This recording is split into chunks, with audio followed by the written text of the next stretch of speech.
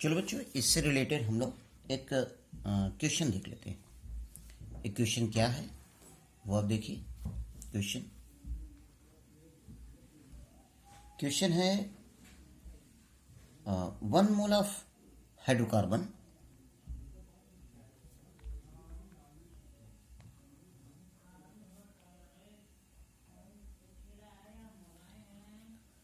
on complete combustion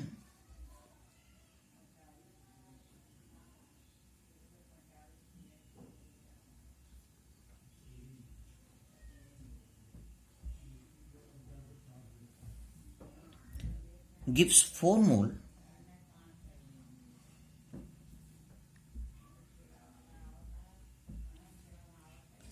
of CO2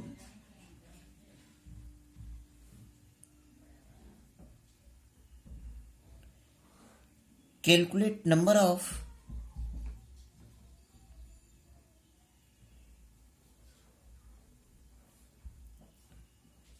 carbon in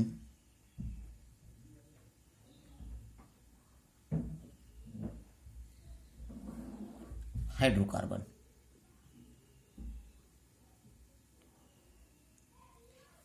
यानी यहां पर 1 mole of hydrocarbon on complete combustion gives 4 mole of CO2 calculate number of carbon in hydrocarbon.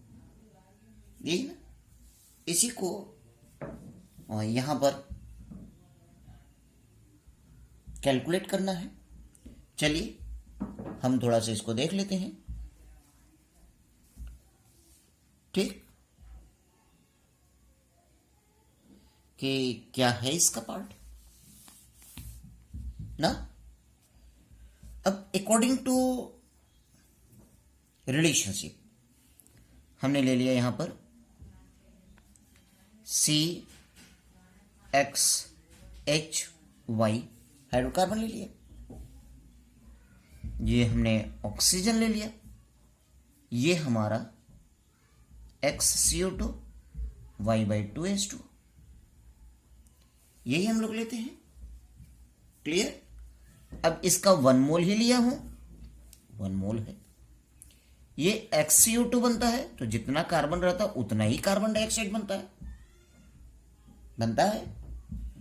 तो यहां पर कह रहा है कि calculate number of carbon in hydrocarbon, यानी इस हाइड्रोकार्बन में X की वैल्यू, तो ये X ही, तो ये X होता है। तो in the question here is 4 mole CO2, तो 4 मोल CO2 यानी कि इक्वल टू XCO2, तो X इज इक्वल टू क्या हो जाएगा 4।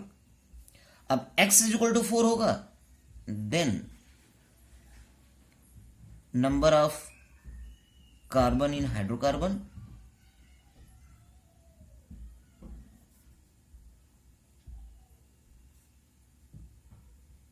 कितना हो जाएगा, 4 हो जाएगा। क्लियर, ये बात आप समझिए।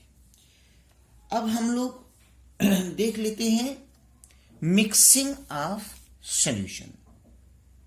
क्या जानना है हमें, मिक्सिंग ऑफ सॉल्यूशन। देखिए बहुत ही सिंपल ही है ये मिक्सिंग ऑफ सॉल्यूशन। ये क्या है इसके बारे में आप जानिए। ये 2 सॉल्यूशन को मिक्स करना। तो मिक्सिंग ऑफ सॉल्यूशन जो होता है वो 2 तरीके से, कि जब सॉल्यूशन केमिकली रिएक्ट करे और जब सॉल्यूशन केमिकली रिएक्ट ना करे। नॉट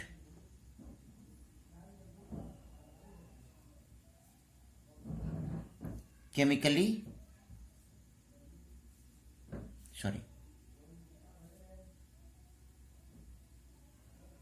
रिएक्ट, और यहां पर क्या होता है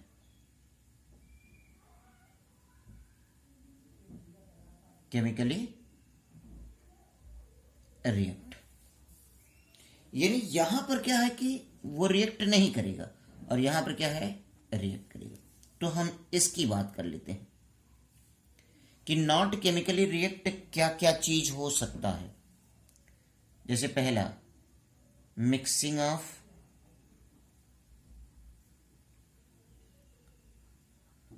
टू और मोर एसिड्स और बेसिस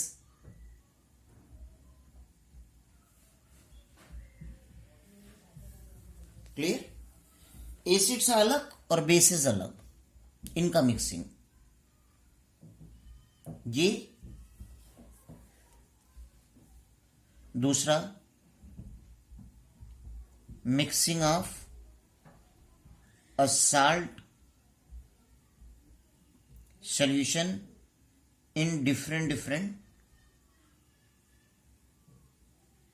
कंसंट्रेशन, यानी किसी एक सब्सटेंस का सॉल्यूशन डिफरेंट कंसंट्रेशन में अगर मिक्स हो रहे हैं तो वो भी केमिकली रिएक्ट नहीं करें। हमने यहां पर साल्ट लिया है, इसको हम ये भी बोल सकते हैं मिक्सिंग ऑफ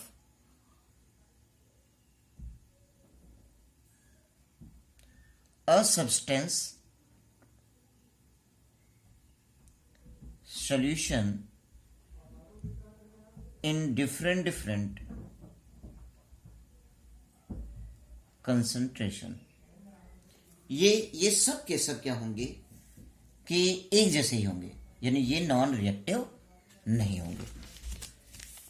तो चलिए, नॉन रिएक्टिव नहीं होंगे तो इनके लिए कैसे हम जानेंगे कि उसका मिक्सचर का स्ट्रेंथ क्या होगा। जैसे आप जानिए कि एक आपका यहां पर ए सब्सटेंस जिसमें सल्यूट का amount W1 gram, number of mole N1, concentration वहां पर C1 है। फिर दूसरा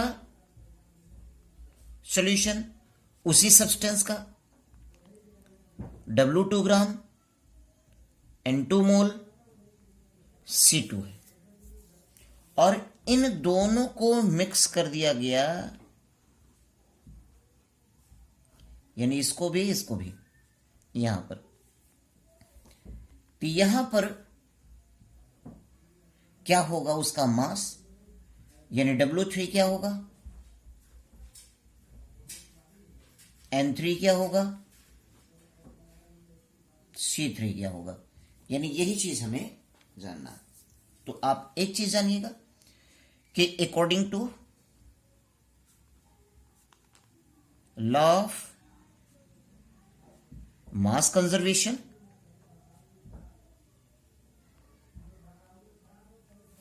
clear, according to law of mass conservation क्या होगा, W3 is equal to W1 plus W2, ये हो जाएगा, and N3 is equal to number of moles N1 plus N2 हो जाएगा। क्लियर, ये बात समझ में, ठीक है।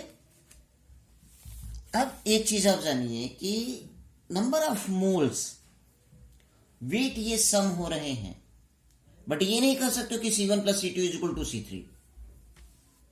ये लॉ ऑफ मास कंजर्वेशन का है, तो मास ये भी है, अमाउंट ये भी है, तो ये आप कह सकते हो कि एक ही सब्सटेंस है, तो क्या हो गया, एक ही सब्सटेंस है तो वहां पर क्या होगा, नंबर ऑफ मोल्स तो सेम कर देंगे हम। क्लियर। अब आप ये जानिए कंसंट्रेशन के रिस्पेक्ट में हम देखेंगे, हम कंसंट्रेशन के रिस्पेक्ट में, तो आप ये जानिए इफ C1 बी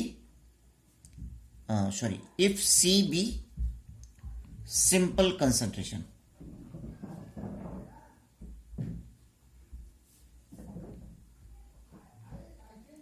अगर सिंपल कंसंट्रेशन हुआ देन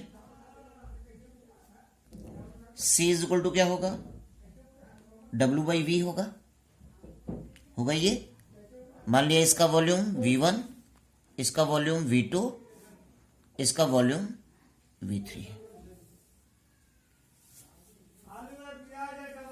ये समझ में? देखिए, तो C is equal to W/V हो जाएगा। क्लियर? एक और भी चीज जानिए, वॉल्यूम भी यहां पर क्या होगा, V1 V2 V3। एक और रिलेशनशिप कि V3 इज इक्वल टू क्या होगा, V1 प्लस V2 होगा। ये हो जाएगा वॉल्यूम। तो अब यहां पर क्या होगा, C is equal to W/V अगर हमने किया तो देखो बेटा, हम यहां पर क्या ले लेंगे, C1 is equal to W1/V1 ले लेंगे, C2 is equal to W2/V2 ले लेंगे, है ना? ऐसा कुछ हम लोग ले सकते हैं। ठीक, तो अब एक चीज हम देख सकते हैं कि C1 is equal to W1/V1 के ऊपर W1 इज इक्वल टू क्या हो जाएगा, C1V1 हो जाएगा, और ये W2 इज इक्वल टू क्या हो जाएगा, C2V2 हो जाएगा। क्लियर? अब इसको हमने मान लिया equation first. Put the value of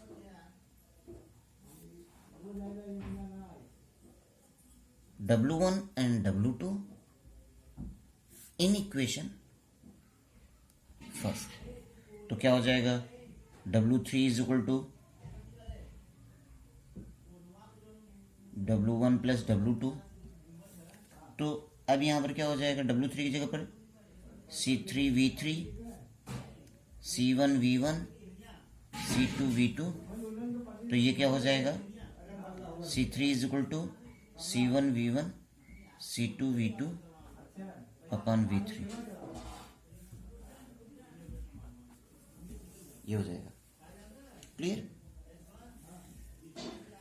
अब यहां पर इफ CB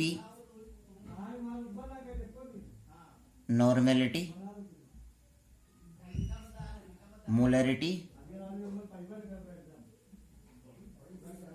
देन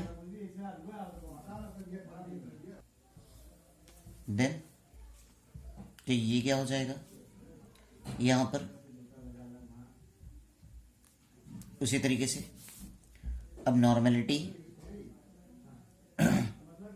मोलैरिटी ये हुआ तो क्या हो जाएगा। अब हम मोलैरिटी के रिस्पेक्ट में हम पहले दिखा देते हैं।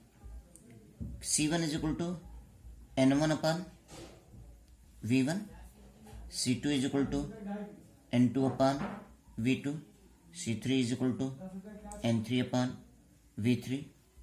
तो ये हमारा हो जाएगा N3 is equal to N1 plus N2, C3V3, C1V1, C2V2, C3 is equal to C1V1 plus C2V2/V3 हो जाएगा।